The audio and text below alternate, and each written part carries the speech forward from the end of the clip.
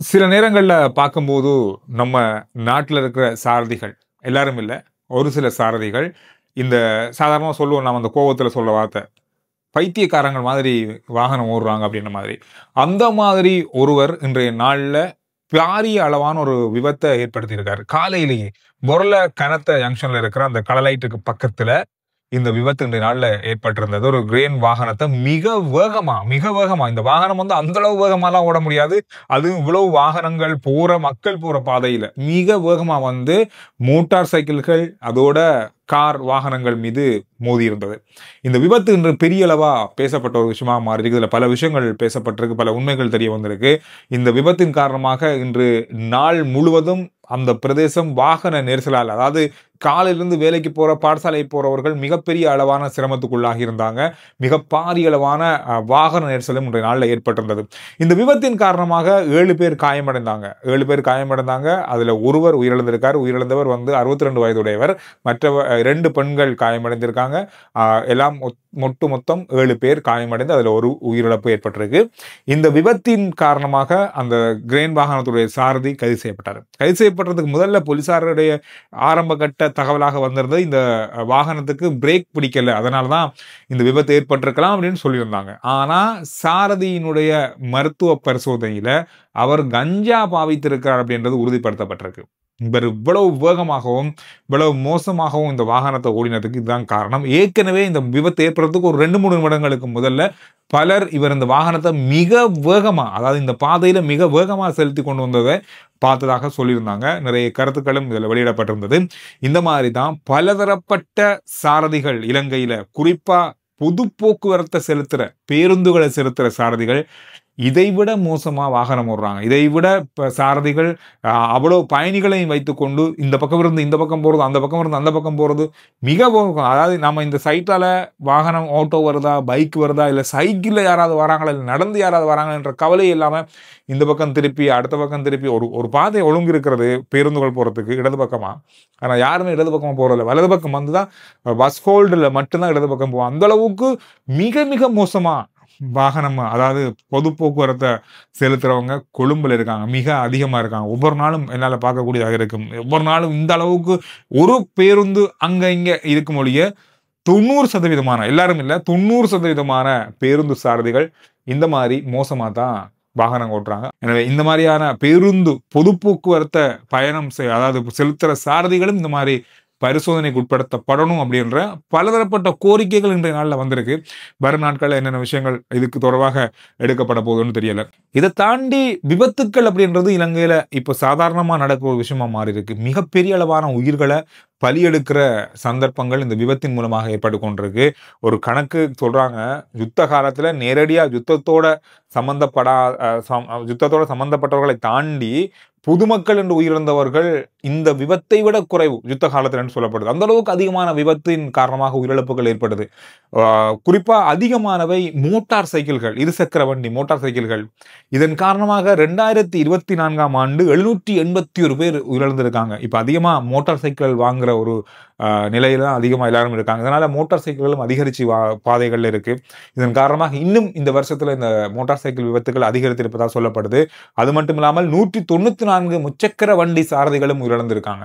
பெரிய அளவான ஒரு கணக்கு, உண்மையை சொல்ல போனா பெரிய அளவான பாதிப்பு, பெரிய அளவான ஒரு அனர்த்தம் அப்படின்னு சொல்லலாம். அந்த அளவுக்கு இந்த விபத்தின் காரணமாக உயிரிழப்புகள் ஏற்பட்டு கொண்டிருக்கு. இன்னொரு விஷயம், இன்னொரு தகவல், இந்த விபத்தின் காரணமாக அரசாங்கத்துக்கு ஏற்படுகிற மிக பாரிய அளவான செலவு, இதுல மருத்துவ செலவு, காப்பீட்டு இழப்பு செலவுகள், காப்புறுதி செலவுகள், பாதைகளை சீர்திருத்துற செலவுகள், அதோடு வாகனத்துக்கான தனியான அந்த திருத்தும் செலவுகள், சில மனித வளம் பாதிக்கப்படுது, மனிதர்களால பாதிக்கப்படுறாங்க, அவங்களுடைய வாழ்வாதாரம் பாதிக்கப்படுது. இந்த மாதிரி பல விஷயங்கள் இந்த விபத்துகளால பாதிக்கப்படுது.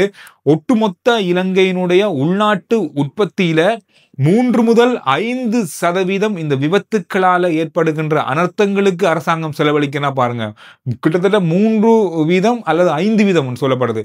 3% அப்படின்னு சொன்னாலே கிட்டத்தட்ட 75,600 கோடி வருஷத்துக்கு. அதோட 5% சொன்னா கிட்டத்தட்ட 1,26,000 கோடி.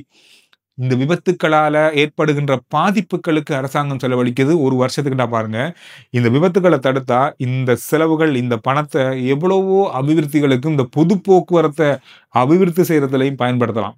பயங்கரமான செலவு இந்த விபத்துக்களால அரசாங்கத்துக்கு ஏற்படுது அப்படின்றது ஒரு கவலைக்குரிய விஷயம் தான். இன்னும் ஒரு பரபரப்பான செய்தி இன்றைய நாள்ல இருந்தது.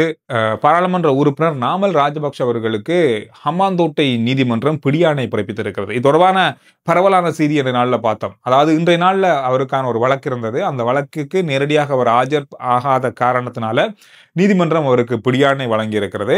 அவர் இன்றைய நாள்ல மாலத்தீவுக்கான விஜயம் ஒன்றை மேற்கொண்டிருக்காரு. அவருடைய தனிப்பட்ட விஜயம் காரணம், அதாவது ஒரு திருமண நிகழ்வுக்காக அவர் போயிருக்காரு. இன்றைய நாள்ல ஜனாதிபதி அனுரகுமார திசாநாயக்க அவர்களும் மாலத்தீவுக்கான உத்தியோகபூர்வ விஜயத்தை மேற்கொண்டிருந்தாரு. அந்த நாட்டினுடைய அழைப்பின் பேரில் 2 பேருமே ஒரே விமானத்துல பயணம் செஞ்சிருக்காங்க. இந்த தகவல் இன்றைய நாள்ல ஆங்கில பத்திரிகை ஒன்று செய்தி வெளியிட்டிருந்தது. இந்த அடிப்படையில் நாளைய நாள்ல அவர் நீதிமன்றத்தில் ஆஜராகிறதுக்கு வருவார் அப்படின்னு சொல்லப்பட்டிருக்கு. இது அவரை கைது செய்யக்கான நடவடிக்கை அப்படின்ற மாதிரி பெரிய அளவா சமூக வலைத்தளங்கள்ல செய்திகளை பார்க்க கிடைச்சது. நீதிமன்றத்துக்கு அவர் நேரடியாக ஆஜராகல அப்படின்றதுக்காக வழங்கப்பட்ட பிடியாணை.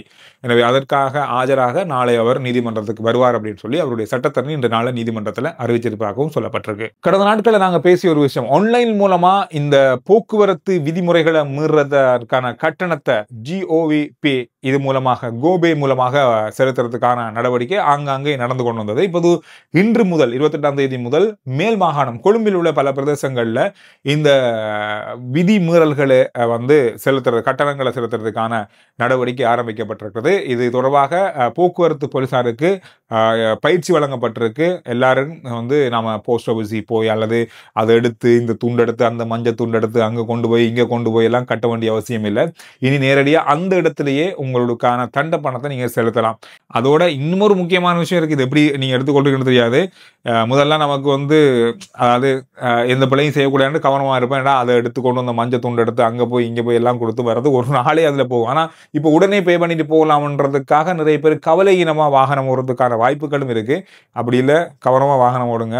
மிக பெரிய அளவான விபத்துக்களை ஏற்படுத்துற நாடுகள் பட்டியலில் நாம சேர்ந்துடாம இருப்பது நமக்கு எதிர்காலத்துக்கு நல்லது. பொது போக்குவரத்து, இலங்கையினுடைய பொது போக்குவரத்து அப்படின்றது பெரிய அளவா விமர்சிக்கிற விஷயம். நிறைய பேர் அதுல திருப்தி இல்லை அப்படின்னு கூட சொல்லலாம்.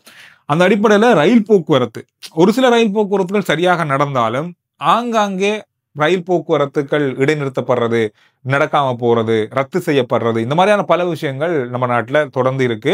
நேரத்துக்கு வராதது, இந்த மாதிரி பல விஷயங்கள் இருக்கு. இதுல 2024ஆம் ஆண்டு 5305 ரயில் பயணங்கள் ரத்து செய்யப்பட்டிருக்கு. ஒரு வருஷத்துல 5305. யோசிச்சு பாருங்க எந்த அளவுக்கு நம்மளுடைய ரயில் சேவை இருக்கு அப்படின்னு சொல்லி. அதுல 101 ரயில்கள் தடம் புரண்டிருக்கு. இதன் காரணமாக பல ரயில்கள் தாமதமாகி இருக்கு. இவ்வளவும் நடந்திருக்கு ஒரு வருஷத்துக்குள்ள. இதெல்லாம் பொது போக்குவரத்தினுடைய மிகப்பெரிய பின்னடைவு அப்படின்னு சொல்லப்படுது. இந்த ரயில்களை செலுத்துறதுக்கும் இந்த ரயில்களை பராமரிக்கிறதுக்கும் இந்த ரயில்வே திணைக்களம் கோடிக்கணக்கில் பில்லியன் கணக்கான காசு செலவழிக்கிறாங்க ஒவ்வொரு வருஷம். ஆனா சரியான நேரத்துக்கு மக்களுக்கு இந்த போக்குவரத்து ரயில் வாரதில்லை, தாமதம், ரத்து செய்யப்படுறது, இந்த மாதிரி பல விஷயங்களால எவ்வளவுதான் காசு செலவழிச்சாலும் அதை முழுமையா செய்ய முடியாம இருக்கு அப்படின்றது நமக்கு இந்த பொது போக்குவரத்தில் இருக்கிற மிகப்பெரிய பின்னடைவு தான். அதுல எந்த மாற்றமும் இல்லை. எனவே இந்த விஷயங்கள் தான் இந்த நாளில் பார்க்கப்பட்ட மிக முக்கியமான செய்திகளாக இருக்கு.